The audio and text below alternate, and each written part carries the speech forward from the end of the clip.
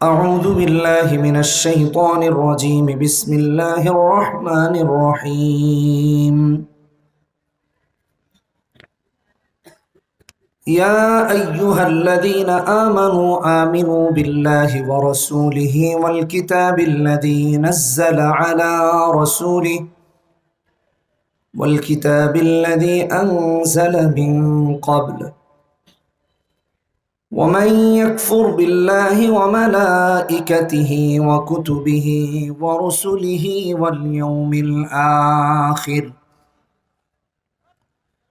واليوم الآخر فقد ضل ضلالا بعيدا. إن الذين آمنوا ثم كفروا ثم آمنوا ثم كفروا ثم ازدادوا كفرا لم يكن الله ليغفر لهم ولا ليهديهم سبيلا. 136 137 এই দুটি আয়াত তিলাওয়াত করেছে সূরা নিসার। আল্লাহ ঈমান আনতে বলেছেন তার উপরে, তার রাসূলের উপরে, সমস্ত আসমানি কিতাবের উপরে। আল্লাহকে, তার রাসূলকে, আসমানি কিতাবকে, ফেরেশতাদেরকে, আখিরাতকে যারা অস্বীকার করে তারা কাফের। আল্লাহ ঘোষণা করেছেন এই আয়াতে। তারা কি? কাফের। ভালো করে এটা মাথায় রাখেন। এরপরের আয়াতে বলছেন আমানু সুম্মা কাফারু সুম্মা আমানু সুম্মা কাফারু সুম্মা ইজদাদু কুফরা। এই সমাজের পরিস্থিতি এই আয়াতে ফুটে উঠেছে। একটু মনোযোগ দিয়ে শুনবো আমরা, যাতে করে অন্তত পক্ষে আজকের বায়ানটা আগামী 1 বছর আমল লাগাতে হবে এবং কিছু বাড়িতে নিয়ে যেতে পারি পুঁজি। আর নাহলে তো খালি সময় দিলেন, কিছু নিয়ে যাওয়া হলো না। এত ঠান্ডা, এটা উপেক্ষা করে বসেছি এত রাতে। আল্লাহ বলছেন যারা ঈমান আনে আবার কুফরি করে, আবার ঈমান আনে আবার কুফরি করে, একটা পর্যায়ে পরিস্থিতি গিয়ে তার এমন দাঁড়ায় এখন কুফরিটাকে সে কন্টিনিউ করতে থাকে। লাম ইয়াকুনিল্লাহু লিয়াগফিরা লাহুম, আল্লাহ এদেরকে মাফ করবেন না। খুব ভালো করে বুঝেন, আল্লাহ এদেরকে কখনো মাফ করবেন না।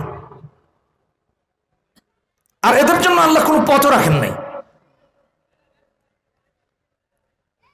এই যে ঈমান আনে কুফরি করে, ঈমান আনে কুফরি করে, এই পরিস্থিতি না মুনাফিকদের, মুরতাদদের, নাস্তিকদের। মানুষ ঈমানদার হিসেবে জানে কিন্তু আসলে ঈমানদার না। ভালো করে বোঝেন, কারণ মুসলমানের সন্তান হিসেবে মুসলমান জানে আসলে তার ঈমানই নেই। এখন সে কুফরিকে এমন ভাবে কন্টিনিউ করছে যে তার ঈমানই নেই।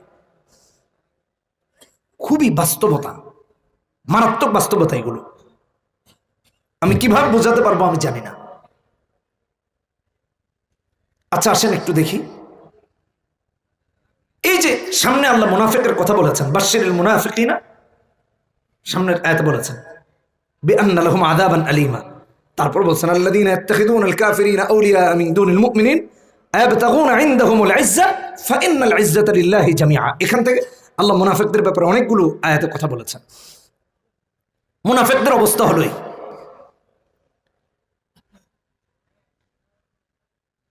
এখন মুসলমানের ঘরে ঘরে এমন সন্তান, এমন বাবা, এমন পুত্র, এমন স্ত্রী, এমন স্বামী, অভাব নাই যে কাফের হয়ে গেছে ঘোষণা ছাড়া। ইসলাম তার ভাল লাগে না, দিন তার ভাল লাগে না, হক্কানি আলেমদের কথা তার ভাল লাগে না। অভাব নাই। ভাইরা আমার, আমি যে কথা বলার জন্য এই উপস্থাপনা করেছি আয়াত দুটো, যে ইমানের উপর অবিচল থাকা, নচেৎ সব বরবাদ। আর ইমানের উপর যদি অবিচল থাকতে হয়, কুফরে যদি আপনি আর আমি না যেতে হয়, তাহলে 5টা জিনিস আপনাকে আমাকে বিশেষভাবে অনুসরণ করা লাগবে। কয়টা? 5টা বিষয়ে যত্নবান হতে হবে। আমি বারবার জিজ্ঞেস করব এবং বারবার বলবো, এটা মনে রাখবেন। আজকে এই 5টা কথা নিয়ে যেতে হবে, খুব বড় না, ছোট, হেডলাইন মাথায় রেখেন। 1 নাম্বার, কোরআন সুন্নাহ আঁকড়ে ধরা। কোরআন এবং সুন্নাহ আঁকড়ে ধরা, মনে থাকবে তো? পরিস্থিতি যেমন হোক কোরআন সুন্নাহর উপর থাকা লাগবে, তাহলে সে মুমিন থাকবে। আর যদি মনে করে যে কোরআন দিয়ে কি করবে, দরকার নেই, তাহলে আর ঈমান থাকবে না, কুফরের দিকে চলে যাবে। এই জন্য কোরআন সুন্নাহ আঁকড়ে ধরা। বিশ্বনবী মুহাম্মদুর রাসূলুল্লাহ সাল্লাল্লাহু আলাইহি সাল্লাম ঝড় তুফান যা এসেছে, যুদ্ধ, জুলুম, নির্যাতন, ঈমান থেকে দূরে সরে গেছেন? এক সেকেন্ডের জন্য যান নাই। আমি এটা বোঝার জন্য একটু কথা বলবো, তার আগে একটা হাদিস বলি, মুয়াত্তা মালিকের হাদিস। কথা বুঝে আসছে? মুয়াত্তা মালিকের হাদিস 1628 নম্বর হাদিস। নবীজি বলেছেন, তারাকতু ফীকুম আমরাইন লান তাদিল্লু মা তামাসসাকতুম বিহিমা। আমি যে কথা বললাম হেডলাইন, তার কথাই হাদিসে, কিতাবাল্লাহি ওয়া সুন্নাত নবীহি, যে কোরআন সুন্নাহ আঁকড়ে ধরলে কখনো ভ্রষ্ট হবে না। ওই যে আমার শিরোনামটা। তাহলে কোরআন সুন্নাহ আঁকড়ে ধরলে ঈমানের উপর অবিচল থাকা সম্ভব। এখন আসেন ঈমানের উপর অবিচল থাকবোটা কিভাবে? কারণ প্রেক্ষাপট তো আসবে, কখনো অর্থের লোভ আসবে, কখনো ক্ষমতার আসবে, কখনো চেয়ারের আসবে, কখনো বিপদ আসবে, কখনো ইমানি পরীক্ষা আসবে। সমস্ত কিছু উপেক্ষা করে যে অটল আর অবিচল থাকবে, সেই চূড়ান্ত সফল হবে। আমার ভাইয়েরা ভালো করে মনোযোগ দিয়ে শুনি। বিশ্বনবী মুহাম্মদুর রাসূলুল্লাহ সাল্লাল্লাহু আলাইহি ওয়াসাল্লাম মায়ের পেটে বাবাকে হারিয়েছেন, 6 বছরের মাথায় মাকেও হারিয়েছেন। বাবা মা হারা মুহাম্মদুর রাসূলুল্লাহ সাল্লাল্লাহু আলাইহি ওয়াসাল্লামের অভিভাবক হয়েছেন দাদা আব্দুল মুত্তালিব। তিনিও যখন মারা গেলেন তখন অভিভাবক হলেন আবু তালেব, চাচা। 40 বছর বয়সে নবুয়তি পেয়েছেন, কালেমার দাওয়াত দেওয়া শুরু করেছেন। ইয়া আইয়ুহান নাস কুলু লা ইলাহা ইল্লাল্লাহু তুফলিহুন। মক্কার অলিতে গলিতে দাওয়াত দেওয়া শুরু করছেন, লা ইলাহা ইল্লাল্লাহ পড়ো, সফল। কাফের বেঈমানরা মুহাম্মদ সাল্লাল্লাহু আলাইহি ওয়াসাল্লামের উপর খুব, মুহাম্মদকে মেরে ফেলবে, মুহাম্মদ সাল্লাল্লাহু আলাইহি ওয়াসাল্লামকে হত্যা করবে, মুহাম্মদ সাল্লাল্লাহু আলাইহি ওয়াসাল্লামকে মক্কা থেকে বের করে দিবে। কেন? অপরাধ কি? শুধু লা ইলাহা ইল্লাল্লাহর দাওয়াত দেওয়া, শুধু কালেমার দাওয়াত দেওয়া, এটা তার অপরাধ। কেউ বলে আমার ভাইয়ারা মুহাম্মদকে বের করে দাও, কেউ বলে হাতটা ভেঙে দাও, কেউ বলে মুহাম্মদ তোমার পা ভেঙে দিব, কেউ বলে তোমাকে হত্যা করব। নবীজি কান্না করেন, কিন্তু এই কান্না ভয়ে না, এই কান্না উম্মত জাহান্নামে যাওয়ার ভয়ে। কারণ হলো উম্মত যদি তার নবীর গায়ে হাত তুলে, ওই উম্মতের হাত তো জাহান্নামে যাবে, ওই উম্মত তো জাহান্নামে যাবে। নবীজি কাঁদতে কাঁদতে বাড়ি ফিরেছেন। চাচা আবু তালেব দেখে বলে, ভাতিজা কাঁদো কেন? তোমার তো মাও নাই বাবাও নাই, আমি তোমার অভিভাবক, কি হয়েছে? কে তোমাকে কি বলেছে? নবীজি বলেন, চাচা যান, কান্না আমি ভয়ে করি না, কারণ হলো ইমানের বিরুদ্ধে যদি আমাকে এমন কষ্ট দেওয়া হয়, যেরকম আমার এক হাতে যদি চাঁদ আর এক হাতে যদি সূর্য রেখে দেওয়া হয়, এটা যেমন কঠিন অবস্থা, ঠিক এর চেয়েও যদি কঠিন অবস্থা আমি মুহাম্মাদের হয়, তারপরও ইমান ছেড়ে দেওয়ার কোনো সুযোগ নাই। মুহাম্মদ এক মুহূর্তের জন্য কালেমার দাওয়াত বন্ধ করে দিবে না। কাঁদি, ওরা আমার গায়ে হাত তুলে আমাকে আক্রমণ করে তাদের নবী হত্যার দায়ে জাহান্নামে চলে যাচ্ছে, এজন্য কাঁদি।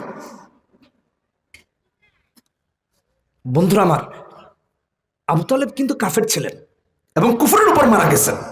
মুসলিম শরীফের কিতাবুল ঈমানে 141 নম্বর হাদিসে এই ঘটনা এসেছে।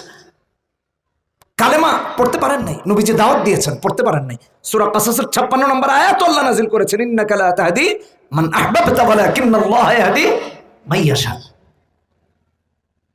আবু তালেব মুমূর্ষু অবস্থায়, মৃত্যুর পথযাত্রী, কাফের নেতারা তাকে ঘেরাও করে রেখেছে।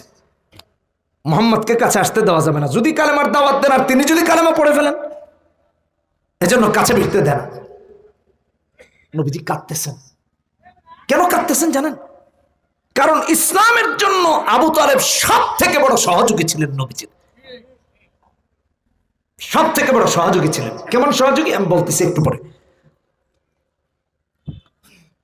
বিশ্বনবী মুহাম্মদুর রাসূলুল্লাহ সাল্লাল্লাহু আলাইহি ওয়াসাল্লামের কান্না দেখে ওদের একটু দয়া হলো, মুহাম্মদ সাল্লাল্লাহু আলাইহি সাল্লামকে চাচার কাছে যেতে দিল। নবীজি চাচার কাছে গিয়ে কানে কানে বলেন, ইয়া আম্মি কুল লা ইলাহা ইল্লাল্লাহ আশহাদু লাকা বিহা ইনদাল্লাহ। চাচা আমার, আপনি শুধু একটা বার কালেমা পড়েন, আল্লাহর কাছে আমি মুহাম্মদ আপনার জন্য সাক্ষী দিব। আপনি শুধু একটা বার কালেমা পড়েন। কাফের নেতারা কয়, খবরদার আবু তালেব, বেঈমান হয়ে মরো না, বাপ দাদার ধর্মে কলঙ্ক লেপন করো না, আমাদের অতীতকে কলঙ্কিত করো না। আবু তালেব ইসলাম গ্রহণ করেন নাই। নবীজি কাঁদতে কাঁদতে ঘর থেকে বের হচ্ছেন। আল্লাহ রাব্বুল আলামিন বন্ধুর কান্না দেখে বলেন, ও মুহাম্মদ, লা তাহদি মান আহবাবতা ওয়ালাকিন্নাল্লাহ ইয়াহদি মান ইয়াশা। তুমি যারে চাও তার হেদায়েত দিতে পারবা না, বরং তোমার মহব্বতে কেউ হেদায়েত পাবে না, বরং হেদায়েত পাবে আল্লাহর ইচ্ছায়। আল্লাহ যারে চান তারই হেদায়েত দেন, আল্লাহ যারে চান না দুনিয়ার কেউ মিলে তারে হেদায়েত দিতে পারবে না।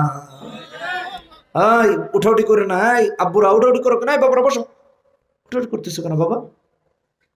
লা তাহদি মান আহবাব, নবীজিকে সান্ত্বনা দিয়েছেন। এখন আসেন, এই আবু তালেবের জন্য নবীজি এত পেরেশান ছিলেন কেন? ওই যে নবীজি কাঁদতেছেন, আবু তালেব দেখে বলতেছে, ভাতিজা কাঁদো কেন, তোমার কি হয়েছে, কে তোমাকে কি বলছে?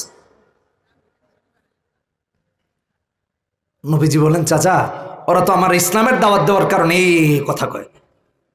দালাইলুন নবুওয়া লিল বাইহাকি, দ্বিতীয় খণ্ড 341 নম্বর পৃষ্ঠাতে আসছে, ইমাম বাইহাকি উল্লেখ করেছেন।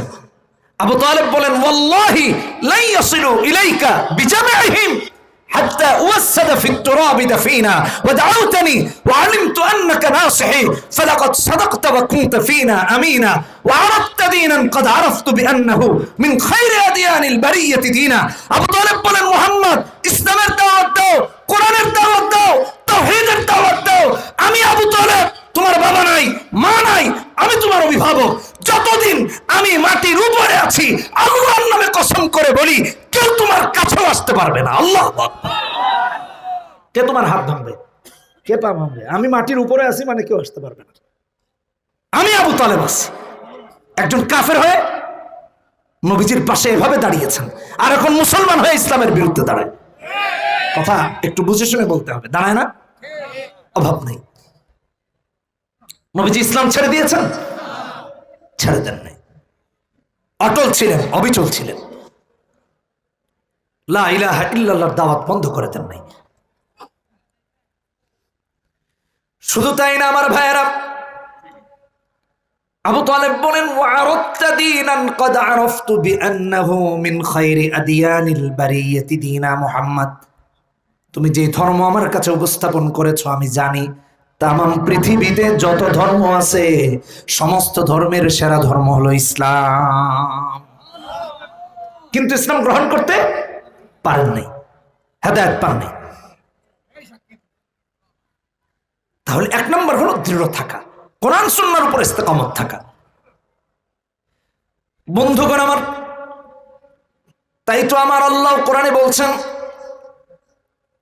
সূরা হামিম আস-সাজদা 30 নম্বর আয়াত, ইন্নাল্লাযীনা ক্বালু রাব্বুনাল্লাহ সুম্মা ইসতাকামু তাতানাজ্জালু আলাইহিমুল মালায়েকা আল্লা তাখাফু ওয়া লা তাহজানু ওয়া আবশিরু বিল জান্নাতিল্লাতী কুনতুম তুআদুন।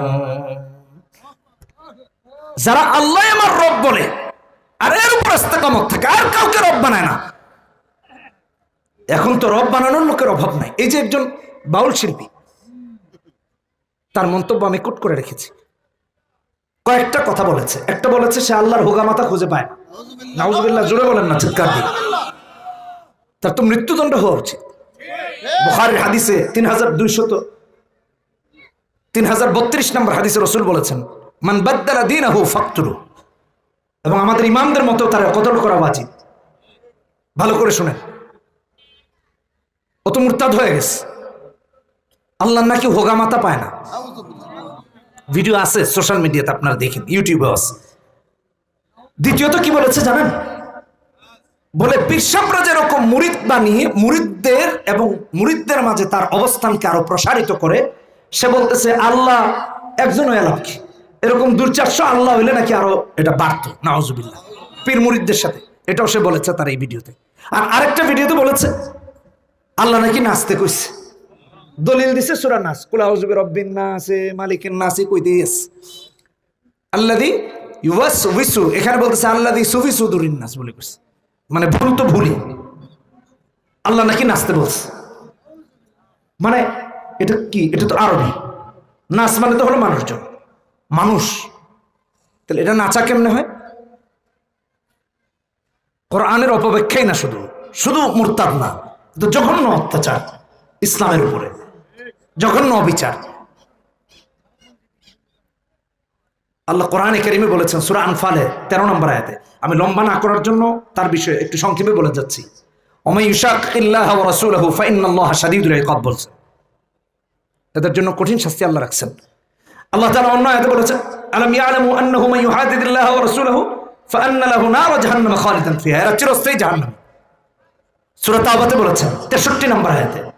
আল্লাহ তাআলা অন্য জায়গায় বলেছেন একইভাবে ইউযুনা আল্লাহ ওয়া রাসূলহু লানাহুমুল্লাহু ফিদ দুনিয়া ওয়াল আখিরাহ বলছেন। উভয় জায়গায় এরা শাস্তি ভোগ করবে। কোথায় আছে একটু চিন্তা করে দেখেন, কি আমাদেরকে বোঝানো হচ্ছে? সূরা আহজাবে বলেছেন, সূরাতুল আহজাবে 57 নম্বর আয়াতে আল্লাহ এদের বিরুদ্ধে এভাবে করে কথা বলেছেন। আরো বলেছেন সূরা জুমারে বলেছেন, তারপরে সূরা হামিম আস-সাজদায় বলেছেন। এত কোরআনের সুস্পষ্ট বক্তব্য থাকতেও আমাদের দেশে কিছু মানুষ আল্লাহ দ্রোহীদের পক্ষে কথা বলতেছে, অথচ মুসলমান। কথা বোঝেন না? অথচ কি মুসলমান। সুম্মাজদাদু কুফরা, কুফর এমন বাড়িয়েছে যে এখন কুফরিকে আর কুফরি মনে হয় না। আমার ভাইয়েরা, আমি দায়িত্ব নিয়ে বলছি, যে ব্যক্তি মুরতাদ হয়ে গেছে, যে ব্যক্তি আল্লাহ তাআলার শানে অপমান করেছে, আল্লাহকে অপমানিত করেছে, লাঞ্ছিত করেছে, ইসলামের সাথে বিদ্বেষ রেখেছে, কোরআনের অপব্যাখ্যা করেছে, আল্লাহকে অপমান করে কথা বলেছে, সে তো মুরতাদ। তার সমর্থন যারা করবে তারাও মুরতাদ। এসব বন্ধ করুন।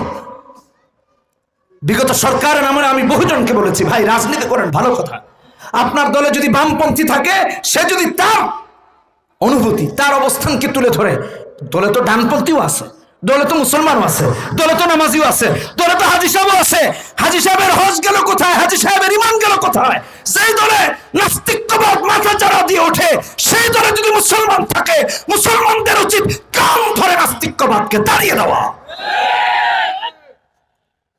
চুপ কেন? সমর্থন কেন? এটা আমার বুঝে আসে না। ঈমান কোথায় চলে গেছে? কাফের হয়ে গেছে। সুম্মাজদাদু কুফরা। এজন্য আল্লাহ এদেরকে ক্ষমা করবেন না, কখনো ক্ষমা করবেন না। আমার কথা কি বুঝাতে পারছি? ভালো করে শুনেন। আল্লাহু আকবার, আল্লাহু আকবার। ঈমানের উপর ইস্তেকামত থাকা। আল্লাহর যে বান্দা বান্দি ঈমানের উপর ইস্তেকামত থাকবে, লা ইলাহা ইল্লাল্লাহ বলবে, আর এর উপর ইস্তেকামত থাকবে। আল্লাহ বলেন নাই আরো 200-400 আল্লাহ বানাবে, ওই বন্ডের মতো, আবুল সরকারের মতো। এটা বলেন নাই, লা ইলাহা ইল্লাল্লাহ বাস, রাব্বুনাল্লাহ অটল থাকবে। আল্লাহ ছাড়া আমাদের আর কেউ রব নাই। ভালো করে বুঝেন, থাকলে শিরক হবে। আল্লাহ তাদেরকে সুসংবাদ দিয়েছেন, অন্য আয়াতেও দিয়েছেন। এক নেতাকে দেখলাম বলতেছে সে রাজনৈতিক স্লোগান দিয়ে মরতে চায়, কালেমা পড়ে মরতে চায় না। চিন্তা করেছেন কুফর কি বাড়া বাড়ছে? প্রকাশ্যে ঘোষণা দিচ্ছে, পত্র পত্রিকাগুলো তা আবার রিপোর্ট করতেছে। এই লোকটা মারা গেলে কিভাবে মুসলমান থাকে একটু চিন্তা করে দেখেন। আর যে ব্যক্তি আন্তরিকভাবে মুমিন হয়, সেই ব্যক্তি কালেমার সাথেই মরে, কিয়ামতে আল্লাহর সামনেও ঈমানদার হয়ে উঠবে। সূরা ইব্রাহিম 27 নম্বর আয়াতে আমার আল্লাহ বলেছেন, ইউসাব্বিতুল্লাহু আল্লাযীনা আমানু বিল কওলিস সাবিতি ফিল হায়াতিদ দুনিয়া ওয়া ফিল আখিরাহ। যে ব্যক্তি একনিষ্ঠ মুমিন হয়, আমার আল্লাহ তার ঈমানের উপর মারবেন, ঈমানের উপরে হাসরের মাঠে উঠাবেন, কাফের হয়ে উঠবে না। আর যারা আল্লাহর সাথে বেয়াদবি করবে, যারা মুরতাদ হয়ে যাবে, যারা নাস্তিক হয়ে যাবে, ওরা কাফের হয়ে উঠবে। যারা ইসলামের সাথে বিরুদ্ধাচরণ করবে, তারাও কাফের হয়ে উঠবে। এরা কাফের। ইস্তেকামত থাকা। আল্লাহ অন্য আয়াতে বলেছেন, সূরা নিসা 175তম আয়াতে, ফাআম্মাল্লাযীনা আমানু বিল্লাহ ওয়া তাসামু বিহি ফাসায়ুদখিলুহুম ফি রাহমাতিন মিনহু ওয়া ফাদল ওয়া ইয়াহদিহিম ইলাইহি সিরাতাল মুস্তাকিমা। আল্লাহ তাদেরকে সিরাতুল মুস্তাকিমের পথ অনুসরণ করাবেন, সিরাতুল মুস্তাকিমের পথে পরিচালিত করবেন। সেজন্য লাগবে একনিষ্ঠ ঈমান এবং দৃঢ়তা, ঈমানের উপর অবিচল ইস্তেকামত থাকা। নবীজির উপর এরকম আরো বহু জুলুম হয়েছে, অত্যাচার হয়েছে, ইসলাম ছেড়ে দেন নাই। বুখারীর হাদিস 240 নম্বর হাদিস, আব্দুল্লাহ ইবনে মাসউদ রাদিয়াল্লাহু তাআলা আনহু বলেন, ভালো করে মনোযোগ দিয়ে শুনেন, আল্লাহু আকবার। নবীজি নামাজে দাঁড়িয়েছেন, কাফেররা উপস্থিতিদেরকে বলতেছে, এই নেতারা আবু জাহেল, উতবা, শাইবা, উকবা ইবনে আবি মুঈত, উমাইয়া ইবনে খালদ, সব সামনে লিডার। আবু জাহেল বলতেছে, এই তোমাদের কে আসো? বলে কি করতে হবে বস? যাও, ওই যে ওখানে ময়লাস উঠে নাড়ি ভুড়ি পড়ে আছে, মুহাম্মদ সাল্লাল্লাহু আলাইহি ওয়াসাল্লামের কাঁধের উপর এনে রেখে দিবা যখন সে সিজদা করবে। আমার ভাইয়েরা, আমার বন্ধুরা, ইসলামের এমন অবস্থায় নবীজি নামাজ আদায় করছেন যখন কিনা গর্দান আলাদা করলেও হয়ে যেতে পারে, শহীদ হয়ে যেতে পারেন। লা ইলাহা ইল্লাল্লাহ তো ছেড়ে দেন নাই, বরং আল্লাহ রাব্বুল আলামিনের দরবারে দাঁড়িয়ে সালাত আদায় করবেন, ওই সালাতটাও ছেড়ে দেন নাই। আবু জাহেলের এই কথা শুনে উকবা ইবনে আবি মুঈত বলে, আমি পারবো মুহাম্মাদুর রাসূলুল্লাহ সাল্লাল্লাহু আলাইহি ওয়াসাল্লামের গর্দানে এনে ময়লা রেখে দিতে। নাউজুবিল্লাহ।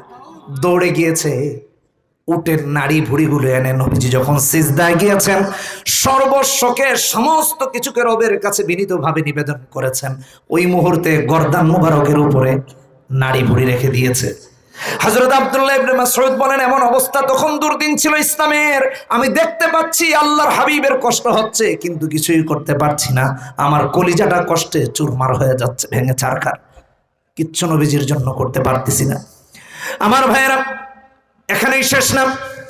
নবীজি যখন মাথা উঠাতে পারেন না, বিশ্বনবী মুহাম্মদুর রাসূলুল্লাহ সাল্লাল্লাহু আলাইহি ওয়াসাল্লামের কন্যা হযরত ফাতিমা, জান্নাতের যিনি সর্দারনি হবেন, ও ফাতিমাতু সাইয়্যিদাতু নিসাই আহলিল জান্নাহ, হযরত ফাতিমা পিতার এই কষ্ট দেখে দৌড়ে এসেছেন, নবীজির গর্দান মোবারক থেকে ময়লাগুলো সরিয়ে দিলেন, নবীজি মাথা উঠালেন। একবার না, দুইবার না, আল্লাহর দুশমনদের বিরুদ্ধে তিনবার আল্লাহর কাছে অভিযোগ দায়ের করেছেন, অভিসংবাদ করেছেন। এই সমস্ত নেতাগুলোর নির্মম নির্লজ্জ মৃত্যু হয়েছে, এদের অপমান আর লাঞ্ছনার মৃত্যু হয়েছে নবীজির অভিশাপে। ভাইরা, আজকেও সেই নবীজির ওয়ারিসরা এই দুনিয়া আছে না, হক্কানি উলামায়ে কেরাম, যারা হক্কানি, ইস্তেকামত আছে, দৃঢ় আছে, তাদেরকে কষ্ট দেওয়া আল্লাহর রাসূলকেও কষ্ট দেওয়া। নবীর ওয়ারিস তো, নবীজি কষ্ট পাচ্ছেন, আমার ওয়ারিসকে কষ্ট দিচ্ছে। আমি আরেকটু বুঝাই, এলাকায় দেখবেন নেতার ছেলে বেরোলে সবাই আসসালামু আলাইকুম ভাই, আসসালামু আলাইকুম। আমি একজনকে জিজ্ঞেস করলাম, ভাই এটা কি সালাম? কই বুঝেন না, এটা রাজনৈতিক সালাম, আসসালামু আলাইকুম। আরেকজন আরেকদিন সালাম দিল, আসসালামু আলাইকুম ভাই, আসসালামু আলাইকুম। তো জিজ্ঞেস করলাম, ভাই এটা কি সালাম? কই এটা ব্যবসায়ী সালাম, মানে বিজনেসের সালাম। একেবারে বাস্তব কথা বলতেছি, আমার সাথে ঘটে যাওয়া দুজনের। আমি বললাম, ভাই এটা কি দিলেন? সালাম। আমি বললাম, ভাই বিশুদ্ধ সালাম তো হলো আসসালামু আলাইকুম, মানে আমার সাথে ভালো সম্পর্ক, তাই বলতেছি, সবাইকে তো আবার এই কথা বলা যায়। তো বললাম, এটা কেমন সালাম? আরে এটা ব্যবসায়ী সালাম। জিজ্ঞেস করলাম, এটা কি? এটা পলিটিক্সের সালাম, এটা নাকি রাজনৈতিক সালাম। বাস্তবতা, রাস্তায় দেখলে আসসালামু আলাইকুম ভাই, কি খবর, আসসালামু আলাইকুম। আসলে এটা চাটামি, সালাম না। নেতার ছেলেকে সালাম দে যাতে করে তাদের জুতাটা একটু সোজা সোজা করে দিতে পারে, দিনের স্বার্থে না, আল্লাহকে খুশি করার জন্য না। চামচারাও সালাম দে যাতে করে ওইখানে খারাপ রিপোর্ট না যায়। কি বলেন, ঠিক কিনা বেঠিক? হেড অফিসে আবার খারাপ রিপোর্ট গেলে অসুবিধা না? যখন এইভাবে করে সালাম দে, গিয়া কয় না অমুক সলিমুদ্দিন ভালো আছে, সালাম দে, দেখা হইলে পথে ঘাটে একটু পদোন্নতি হয় আর কি। আমি যে কথা বোঝানোর জন্য এটা বললাম, যদি নেতার ছেলেকে এইভাবে সদাচরণ করেন, সালাম দেন, সম্মান দেন, যদি নেতার চামচাকে এটা ভেবে সম্মান দেন, তাহলে হক্কানি উলামায়ে কেরাম তো নবীর ওয়ারিস। হাদিসের কথা, আবু দাউদের হাদিস 4643 নম্বর হাদিস। নবীজি বলেছেন ওয়াইনাল উলামা ওয়ারাসাতুল আম্বিয়া, এক একজন হক্কানি আলেম সমস্ত নবী রাসূলের ওয়ারিস, একজনের না, আদম থেকে মুহাম্মদ সাল্লাল্লাহু আলাইহি সাল্লাম পর্যন্ত সমস্ত নবী রাসূলের ওয়ারিস। আমার ভাইরা, নেতার ছেলেকে যদি সম্মান করতে হয়, বড় লোক দেখলে যদি সম্মান আসে, এটা দেখলে ওটা করলে যদি সম্মান হয়, নবীর ওয়ারিসদেরকে সম্মান করুন, হক্কানি আলেমদেরকে সম্মান করুন। জেলখানায় ভৈরা কষ্ট দিয়েন না, অত্যাচার আর জুলুম করেন না, রিমান্ডে নিয়ে ডান্ডা বেরি পড়েন না।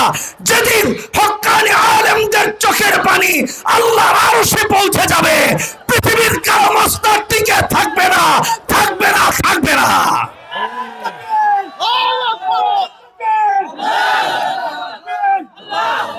বিগত দিনে আপনারা দেখেছেন 12 বছর 13 বছর জেল খেটেছেন হক্কানি আলেমরা। কেন জেল খেটেছেন জানেনই না, জেল খাটার কারণ জানেই না। তাকে একটা জঙ্গি সংগঠন বানিয়ে তার চেয়ারম্যান বানিয়ে দিচ্ছে, বেচারা জানেই না, এটা নামই শুনে নাই। যেদিন রবের দরবারে চোখের পানি পৌঁছে গেছে, ডুবতেও বেশি দেরি লাগে নাই। সাবধান হই, সচেতন হই, ইস্তেকামত থাকা। নবীজি ছেড়ে দেন নাই নামাজ, নবীজি ইসলাম ত্যাগ করেন নাই, কালেমার দাওয়াত বন্ধ করে দেন নাই। আল্লাহ রাব্বুল আলামিন তাই তো অন্য আয়াতেও বলেছেন, সূরাতুল আহকাফে 26 নম্বর পারা 13 নম্বর আয়াত, ইন্নাল্লাযীনা ক্বালু রাব্বুনাল্লাহ সুম্মা ইসতাকামু ফালা খাউফুন আলাইহিম ওয়ালা হুম ইয়াহজানুন। যারা বলে আল্লাহ আমার রব, অবিচল থাকে, ইস্তেকামত থাকে, তার ভয় নেই, তার চিন্তা নেই। এই চিন্তা কে দূর করে দিয়েছেন? আল্লাহ। বিশ্বনবী মুহাম্মদুর রাসূলুল্লাহ সাল্লাল্লাহু আলাইহি ওয়াসাল্লাম এরকম আরেকদিন সালাতে নামাজে উকবা ইবনে আবি মুয়াইত এসে চাদর দিয়ে নবীজির গলা মোবারক টেনে ধরেছে। নবীজির শ্বাস নালী বন্ধ হয়ে যাওয়ার উপক্রম। হযরত আবু বকর দূর থেকে দেখেছেন, দৌড়ে গেছেন, ধাক্কা দিয়ে সরিয়ে দিয়েছেন, নবীজিকে উদ্ধার করেছেন। আর আবু বকর বলেন, আতাকতুলুনা রাজুলান আইয়াকুলা রাব্বি আল্লাহ, যে বলে আল্লাহ আমার রব, তুমি কি তারে হত্যা করতে চাও? যে বলে আল্লাহ আমার রব, তারে হত্যা করছো? আবু বকর সরিয়ে দিয়েছেন। আর এখন কয় 200-400 আল্লাহ হইলে নাকি এটা পরিধি আরো বাড়ত। কি আজব কাহিনী! এগুলো শুনে আবার পক্ষাবলম্বন করবে। 90% মুসলমানের দেশে ধর্মদ্রোহীদের মৃত্যুদণ্ড শাস্তি রেখে আইন পাশ করা হোক, কোথাও আমার আল্লাহকে অপমান করা হবে না, কোথাও কেউ কোনো ধর্মকে অপমান করবে না। আমরা কখনো বিধর্মীদের বিশ্বাসের উপর কি অপমান লাঞ্ছনা এগুলো বলি? ইসলাম এটা শিক্ষা দেয় নাই। আল্লাহ বলেছেন, এদিকে আরেকদিন অন্যদিন আলোচনা করবো, সামনে আগে কোরআন সুন্নাহকে আঁকড়ে ধরা, ইস্তেকামত থাকা, এটা হলো 1 নম্বর। কয় নম্বর?